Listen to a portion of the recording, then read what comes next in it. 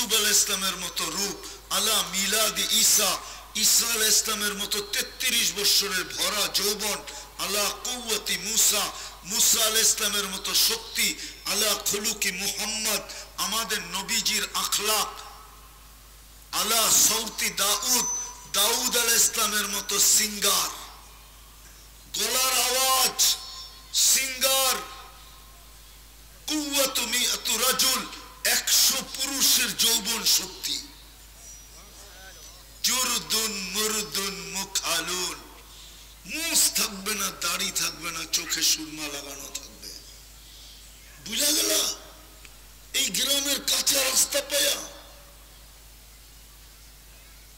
এই টিনের ঘরসর পায়া, একটু বিদ্যুতের ছোঁয়া লাগতে দেরি, বুঝা গেলাম জান্নাত। তো যেটা বুঝাইতেছিলাম, আল্লাহ করুক, বুঝে আসুক। প্রস্তুতি নেওয়ার জন্য ইসলাম দিছিলেন। ইসলাম, আফসোস ইসলামের কোন রং আমাদের ভিতরে নাই। সহজে প্রস্তুতি নেওয়ার জন্য উম্মতে মুহাম্মদী বানাইছিলেন। একটা কথা দিয়ে শেষ বুঝাইতে চাইতেছি, এই উম্মতের কোন 80 বৎসরের বৃদ্ধ পুরুষ হোক আর নারী হোক, 80 বৎসর দৌড়ায় যদি একটা রাত্র ধরতে পারে, একটা রাত্র, আর আল্লাহর সামনে দাঁড়ানোর পরে যদি আল্লাহ জিজ্ঞাসা করে তুই কতদিন ছিলি, 80 বৎসর, কি নিয়ে আসছিস, ও জোর গলায় বলতে পারবে এক রাত্র নিয়ে আসছি। আল্লাহ যদি বলে বৎসরই তো 365 রাত্র, তুই 80 বৎসরে নিয়ে আসছ এক রাত্র, বলে রাখেন আগে হিসাব দিয়ে আনি, তারপরে বললেন এক রাত্রই তো 83 বৎসর 4 মাস ছিল। আমি তো 80 বৎসর দুনিয়াতে ছিলাম, 80 থেকে 80 বাদ দিয়া দেন, তারপরও তো 3 বৎসর 4 মাসের পাওনা আমি আপনার কাছে, আপনি আমার কাছ থেকে পাবেন কোত্থেকা? এক রাত্রই তো 83 বৎসর। যদি 80 বৎসর দৌড়ায় ধরতে পারি, উম্মতে মুহাম্মদী বানাইছিলেন সহজে প্রস্তুতি নেওয়ার জন্য। আফসোস তো এইখানে, উম্মত বটে কিন্তু কোন আদর্শ নবীর নাই। যদি থাকতো, শহরের মেয়েরা না নষ্ট হলো শহরে যায়া, মানি আমি, কেননা গ্রামের ডিম শহরে যায়া মামলেট হয়, পোষ হয়, ঠিক না? গ্রামে কি থাকে? আপনাদের এখানে ডিম বলে কি? ডিম বলে আন্ডার। গ্রামের আন্ডা, গ্রামে কি থাকে? আন্ডাই থাকে, ঠিক না? শহরে যায় না মামলেট হয়, শহরে যায় না পোষ হয়, ঠিক না? কিন্তু আজকে তো দেখি গ্রামের মা বোনরও বেপর্দা হয় কি করে। রাগ হয় না, পায়ে হাত রাখি। গ্রামের মেয়েরাও আধুনিক হয় কি করে, স্মার্ট হয় কি করে? মানলাম গ্রামের আন্ডা শহরে যায় মামলেট হয়, মানলাম গ্রামের আন্ডা শহরে যায় পুষ হয়, কিন্তু গ্রামে তো আন্ডাই থাকে, ঠিক না? বিদায় গ্রামের মা বোন কি করে স্মার্ট হয়, গ্রামের মা বোন কি করে বেপরদা হয়? এটা তো আমাদের দেশে অতি 30 বছর পিছিয়ে গেলে এই ঐতিহ্য ছিল না। বলো হুজুরে, ছিল? ছিল? ছিল না। নবীর আদর্শ নাই। রাগ হয়ে যাবেন বললে? তাফসীরুল কোরআন মাহফিল তো বটে, ঠিক না? আল্লাহ তো কালাম দিলেন। কালাম, কালাম চিনেন কি? এটা কি? কোরআন না কি? আল্লাহ আমার সাথে কথা বলে, আল্লাহ আমার সাথে কথা বলে, এটা কালাম। কে কথা বলে? মুসা আলাইহিস সালাম যদি কথা বলে, আল্লাহর সাথে কথা বলে গৌরব করতে পারে, তাইলে আমার কত বড় কপাল আর ভাগ্য যে স্বয়ং আল্লাহ আমার সাথে কথা বলে। তোমাকে যদি কেউ বলে যে আমি কিন্তু আজকে নেত্রীর সাথে কথা বলছি, আর ওই দিনই যদি নেত্রী তোমাকে ফোন দেয় তো তুমি কি বলবা? তোর নেত্রীর লোকে কথা, একটু আগে তো নেত্রী আমারে ফোন দিল, বলবা না? বলবা না? কেউ যদি বলে নেতার লোকে কথা হয়েছে, আর নেতা যদি তোমাকে ফোন করে থাকে, তুমি ওরে কি করবা? সরন্তিকা নেতার লোকে কথা কইছে, একটু আগে তো দেখ নেতা আমারে ফোন দিছে। মুসা আলাইহিস সালাম আল্লাহর সাথে কথা বলছে, আমি মানি, কিন্তু এটা তো আল্লাহ আমার সাথে কথা বলে। কিন্তু আফসোস তো এইখানে, প্রত্যেক ঘরে কোরআন রাখা আছে, সারা বৎসরে একবার কোরআনটাকে খুইলা দেখে না, খুইলা দেখে না। বলেন এখানে নাই যে সারা বৎসরে আপনি কোরআনটাকে একবার খুইলা দেখেন নাই? আপনি বলবেন আমি পড়তে পারি না। আরে পড়তে পারেন না, খুইলা তো চোখ বুলাইতে পারেন না? তাও পারেন না? পারেন না? পারেন না? পারেন? এটা তো দিছিল প্রস্তুতি নেওয়ার জন্য। কালাম দিলাম, যদি প্রস্তুতি নেওয়ার জন্য না দিতেন তাইলে যারা কোরআন পড়তে পারে না তাদের সাথে আল্লাহ এই বন্ধুত্ব কেন করলেন? এই সহানুভূতি কেন দেখাইলেন? এই ভালোবাসা কেন দেখাইলেন? এই মোহব্বত কেন দেখাইলেন? এই প্রেম কেন দেখাইলেন?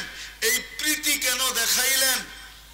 যে তুই রে ছোট একটা সূরা দিলাম, সহজ আর সবচেয়ে সহজ আর সবচেয়ে ছোট সূরা ইখলাস, তুই একবার পড়বি 10 পারা, দুইবার পড়বি 20 পারা, তিনবার পড়বি 30 পারা। ডেলি যদি 3 বার পড়িস, তোর আমলনামায় এক খতম কোরআনের সওয়াব লেখা হবে। 365 দিন পড়লে 365 খতম লেখা হবে। কিন্তু আফসোস, ডেলি এই নিয়তে 3 বার কে সূরা ইখলাস পড়ে এখানে? যে আমি আমার আমলনামায় কোরআন পড়তে জানি না, তাতে কি আসে? খতমের সওয়াব তো ব্যবস্থা আল্লাহ আমার জন্য করে দিয়েছে। আমি ডেলি 3 বার সূরা ইখলাস পড়বো এই নিয়তে যে আমার আমলনামায় 1 খতম কোরআনের সওয়াব লেখা হোক। তাও তো পড়ে না। কোরআনটা তো মেলা দেখে না, মেলা তো দূরের কথা। কোন যুবক বলুক যে আমি সারাদিনে একবার কোরআনটাকে চুমা দিই, দাও। 1-2 জন 4 জন হবে। কিন্তু আরেকটা যদি বলি, যুবকরা রাগ হয়ে যাবে কিনা?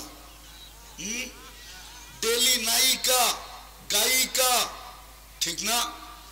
নায়িকা গায়িকা, ডান্সার, নাচনেওয়ালি যে নাচে, ঠিক না? মডেলিং, ডেলি তো সারা দিনে কয়বার অগস্ট ছবি দেখা চুমা দেয় মোবাইলে টাচ করে? জিগান দেয় না? দেয় না? জিজ্ঞেস করেন, দেয়? সত্য বলো, দাও? দেয় না? যুবক দেয় না? আরে তুমি দেয় না? দেয় তো, চুমা দেয় না? মডেলিং দেখা নিজেরে ধরে রাখতে পারে না, মোবাইলের ভিতরে হাত ঢোকে না, ও কোথায় থাকে জানে না, কিন্তু স্বাদ মিটাবে কেমনে? মোবাইলে টাচ করে চুমা দেয়। হাইসো না যুবক, হাইসো। অথচ তুমি কোরআনটা একবার চুমা দাও না। বললে ভুল হবে না, আমাদের জিন্দেগির উপরে লানত। আল্লাহ আমাদের জিন্দেগির উপরে লানত বর্ষণ করতেছে। আমার কাছে যদি শক্তি থাকতো আধ্যাত্মিক, তাহলে আমি শুনে দিতাম বাংলাদেশের প্রত্যেক বাড়ির থেকে কোরআনের চিৎকার আসতেছে, চিৎকার। আল্লাহ কালাম দিলি তুই এদেরকে, কথা বলার জন্য নিজে রাইখা দিছে বৎসরের পর বৎসর আমাকে ঘরের ভিতরে, না বৎসরে একবার খুইলা দেখে, না ডেলি একবার চুমা দিয়া দেখে। ও মালিক, তুই এদের ঘরে আমাকে দিলি তো দিলি কেন? আমার কাছে প্রমাণ আছে। খেজুর গাছ যদি পিঠের ছোঁয়া পাওয়ার থেকে বঞ্চিত হওয়ার পরে চিৎকার দিতে পারে, খেজুর গাছ চিৎকার দিছে, সওয়াব বঞ্চিত হওয়ার পরে যদি খেজুর গাছ চিৎকার দিতে পারে, আল্লাহর রাসূল খুতবা দিতেন জুমায় খেজুর গাছে পিঠ লাগায়া, মেম্বরে পা দেওয়ার পরে যদি ওই খেজুর গাছ চিৎকার কান্নায় ভাঙ্গা পড়তে পারে, তাইলে এটা তো আল্লাহর কালাম, এটা চিৎকার দিবে না তো দিবে না কেন? চতুর্থ শেষ প্রস্তুতি নেওয়ার জন্য তো নিজের ঘরটা দিছিলেন, মসজিদ নিজের ঘর। এই উম্মতকে প্রস্তুতি নেওয়ার জন্য মসজিদ দিছিলেন। এই উম্মতের দিলের মনের স্বাদ মিটানোর জন্য যে আল্লাহ আপনি তো কথা বলেন বটে আমার সাথে, কিন্তু আমারও তো আপনার সাথে কথা বলতে মনে চায়। প্রবাসের ছেলে যদিও সারাদিন মার লগে কথা বলে, কিন্তু মাও বলে আমারও তো মাঝে মাঝে তোর সাথে কথা বলতে মনে চায়, তুই আমাকে একটা বটন সেটই কিনা দিস। বলে না? বলে না? যুক্তিসঙ্গত না অযৌক্তিক? আমারও তো কথা বলতে মনে চায়। আল্লাহ বলে তোরও কথা বলতে মনে চায় আমাকে, তাহলে নামাজ দিলাম। 90 ওয়াক্ত নামাজ পড়ে না। আল মুসাল্লি ইউনাজি রব্বা, নামাজ আল্লাহর সাথে কথা বলার জন্য আমাকে নামাজ দিলেন। কিন্তু যাদের সাথেই কথা বলতেন ওদের জন্য সীমা রেখা ছিল, কোন সময় বলতে পারবে আর পরে আর পারবে না। তুর পাহাড় আমার চোখে দেখা আছে, কোন সময় বলতে পারবে পারবে না। সময় নির্ধারিত ছিল, জায়গায় নির্ধারিত ছিল। উম্মতে মুহাম্মাদি খুলতে গেলে তো এখন আর সময় হবে না, নাইলে খোলা যেত। তোমার সাথে কথা বলার জন্য তো মাত্র মাত্র মাত্র 30 মিনিট নিষিদ্ধ। সূর্য উঠার সময়, সূর্য ডুবার সময়, আর হইল সূর্য যখন দুপুর যখন ঢলতে থাকে ডলতে থাকে, দ্বীপ প্রহরের সময়, মাত্র 10 মিনিট করে 30 মিনিট। বাকি 23 ঘন্টা 30 মিনিট যখন মনে চায় তখন কথা বলতে পারবে। আর নামাজ পড়ার জন্য সারা জমিনকে মসজিদ বানায় দিছে। পানি যদি না থাকে তো মাটিকে তায়াম্মুম করার জন্য মাটিকে পানি বানায় দিছে। কেমন ভালোবাসা তোমার সাথে! কিন্তু আফসোস 90 ভাগ নামাজ পড়ে না। মসজিদ চিৎকার দেয়, নামাজি কোথায়? জমিন চিৎকার দেয়, জমিন মসজিদ চিৎকার দেয়, মুসল্লি কোথায়? জমিন চিৎকার দেয়, নামাজি কোথায়? আবারও পিছিয়ে যাইতেছি, মউত অবধারিত, কার কখন হবে জানি না। কিন্তু প্রস্তুতি কতটুকু? প্রস্তুতি নেওয়ার জন্য আল্লাহ আমাদেরকে মুসলমান বানাইছিলেন, উম্মতে মুহাম্মদি বানাইছিলেন, কোরআন দিছিলেন, নামাজ দিছিলেন, মসজিদ দিছিলেন। আমি মোটা মোটা গুলা দেখাইলাম, মোটা মোটা, কিন্তু কতটুকু? চলে তো যেতে হবে। বিদায় আসেন, যদি আমার এতটুক কথা বুঝে আইসা থাকে তাহলে চলেন আজকে মনের থেকে আল্লাহর কাছে তওবা করি। তওবা পারবেন? তওবা করতে বিলকুল মনের থেকে পারবেন? কে কে পারবেন দেখি? পাক্কা? তাইলে বলে দেন, আল্লাহ সূর্য কিন্তু ডুবতেছে, কবুলিয়াতের সময় বলেন আল্লাহ অতীত থেকে তওবা করলাম, আপনি আমাদের তওবা কবুল করেন, আমাদের গুনাহ মাফ করে দেন। নামান বুদ্ধিমান ওই ব্যক্তি যে আগাম জাবিন নিয়ে নেয়। বুদ্ধিমান ওই ব্যক্তি যে, সত্য তো না ভুল? না হাতকড়ি পড়লে, না বেরি পড়লে, না জেল জরিমানা হইলে, বুদ্ধিমানকে আগাম জাবিন নিয়ে নেয়, ঠিক না? ওই বুদ্ধিমান। চলেন আজকের থেকে অভ্যাস করি, ঘুমানোর আগে আল্লাহর কাছে তওবা করি, শুধু বলে দেই আল্লাহ আমি তওবা করে ঘুমাইলাম, হতে পারে আমি ঘুমের থেকে আর কোনোদিন উঠব না। যখন উঠব না তো আগাম মাপ চায় নিলাম। আগাম পারবেন করতে? যুবকরা পারবা?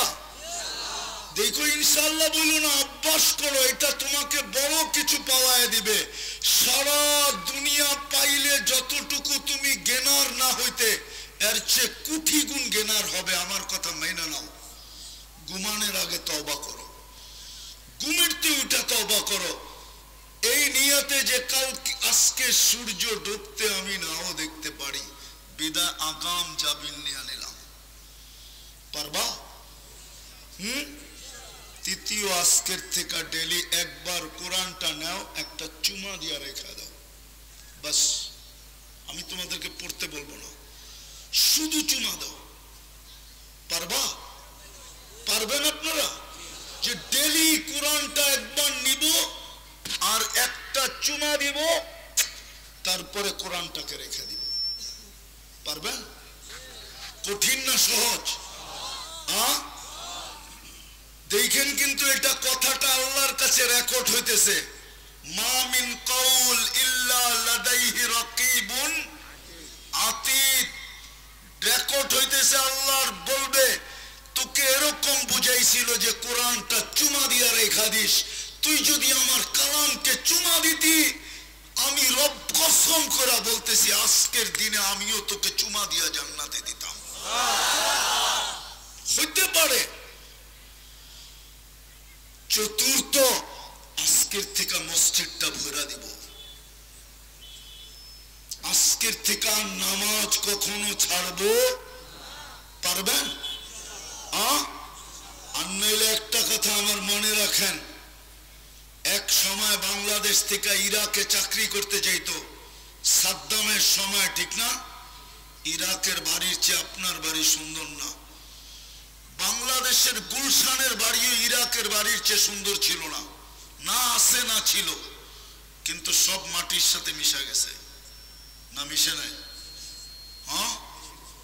লিবিয়ার বাড়ি, যখন গাদ্দাফি ছিল লিবিয়ার বাড়ি, আপনার গুলশান বানানি, আপনার গণভবনের বঙ্গভবন এর চেয়ে কোটি গুণ বেশি সুন্দর ছিল এক একটা বাড়ি, সব মাটির সাথে মিশা গেছে।